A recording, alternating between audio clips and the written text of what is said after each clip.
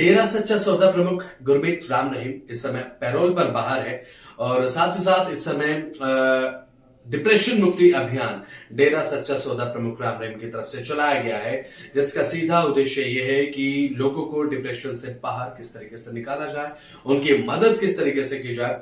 और साथ ही आपको बता दें, अब ऐसे में इस डिप्रेशन मुक्ति अभियान का सीधा सा उद्देश्य यह है कि लोगों की मदद करना।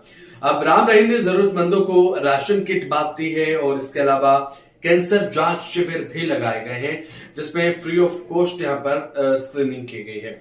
और सीधे तौर पर बात अगर करें तो जो कार्य ये किया जा रहा है, इसके पीछे का उद्देश्य ये है कि गुरमीत राम रहीम अब ये चाहता है कि लोग डिप्रेशन मुक्त रहें। और ये बात उनकी तरफ से समय समय पर कही भी जाती रही है कि डिप्रेशन मुक्ति अभियान उनके अभियानों में एक प्रमुख है।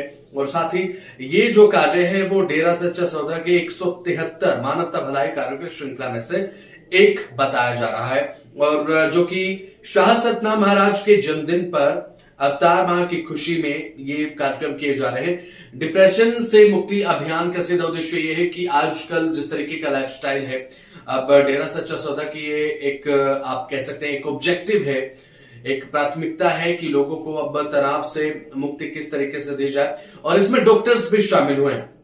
अब ऐसे में लोगों ने इसमें बढ़ चढ़कर हिस्सा तो लिया। जब ये कार्यक्रम देखने को मिला, इस मुहिम में ऑनलाइन गुरुकुल से जुड़ी साग संगत ने सक्रिय भागीदारिता देखने को मिली है। और इसी कड़ी में फूड बैंक मुहिम के तहत डेरा सच्चा सौदा प्रमुख गुरमीत राम रहीम ने स्वयं 10 अति जरूरतमंद परिवारों को राशन किट भी वितरित किए। न केवल यहां पर चलाया जा रहा है डिप्रेशन मुक्ति अभियान, बल्कि लोगों को यहां पर जो भोजन किट है वो भी बांटी गई है और साथ ही साथ यहां पर राशन किट वितरित की गई है। वैसे में सेफ कैंपेन के अंतर्गत नशा छोड़ने वाली महिलाओं को इलेक्ट्रोलाइट और प्रोटीन युक्त हेल्दी डाइट किट्स जो है वो वितरित की गई। तो यहाँ पर जोर इस चीज पर भी है कि लोगों को अब पोषण युक्त जो है वो खाना बांटा जाए। फ्री ऑफ कॉस्ट ये जो है वो किया जा रहा है।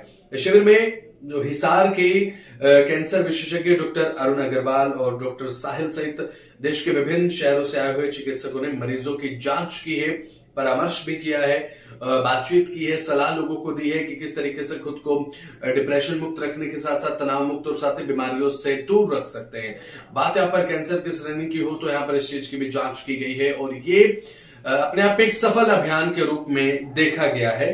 कई लोगों ने इसका फायदा उठाया है और ये जो कैंप है वो 21 और 31 जनवरी तक चलने वाले हैं। बात अगर करें आयुर्वेदिक कैंप 21 जनवरी तक जारी रहेगा और साथ ही जो कि आज की जनवरी है। और इसमें बात अगर करें तो आज को जो आयुर्वेदिक अस्पताल सिरसा से वरिष्ठ आयुर्वेदिक विशेषज्ञ डॉक्टर अजय गोपलानी शामिल हुए हैं। और साथ ही आपको हम बता दें कि 31 जनवरी तक नेचुरोपैथी पद्धति से उपचार का जो कैंप है वो चलने वाला है। 31 जनवरी तक उसकी डेडलाइन है, तो आप जो है वो जा सकते हैं नेचुरोपैथी पद्धति से। अगर किसी भी चीज का इलाज आपको अगर कराना है तो 31 जनवरी तक सिरसा डेरा सच्चा सौदा पर यह कैंप लगा हुआ है। और साथ ही अब 10 साल से लापता प्रमोद को परिवार से भी मिलाया गया है। अब ऐसे में बात अगर करें तो ये भी कहीं ना कहीं अब भलाई कार्यों में से एक का हिस्सा है। ये जो श्रृंखला है वो चलाई जा रही है और साथ ही जनहित के कार्य किए जा रहे हैं।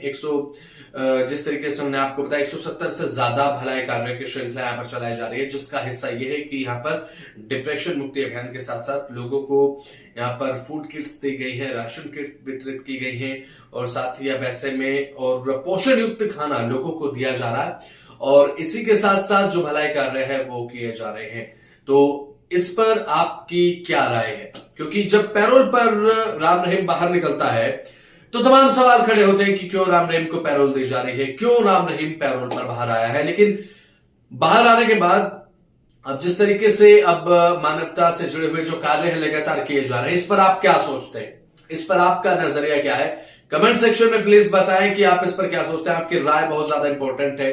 और एक और चीज जो है वो अब नेचुरोपैथी पद्धति से इलाज अगर आपको कराना है तो 31 जनवरी तक कैंप है सिरसा में, नेचुरोपैथी पद्धति से इलाज आप करा सकते हैं। तो अब आप क्या सोचते हैं इस पूरे प्रकरण को लेकर, जरूर बताएं।